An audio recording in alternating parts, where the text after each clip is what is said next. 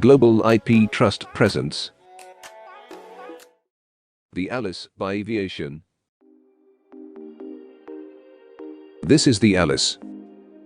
It is the world's first all-electric passenger aircraft from Eviation. The Alice is built to make air travel more affordable and sustainable for everyone.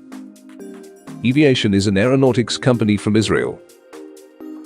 The Alice is to become the future of cleaner regional air travel.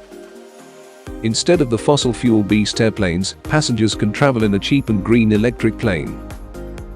The plane is powered by a lithium-ion battery pack, outputting 920 kilowatt-hours of power. These batteries power 3 electric rotors, placed in a pusher configuration.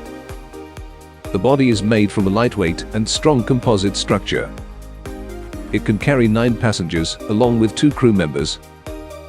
Being electric, the plane is silent compared to conventional gas-powered ones.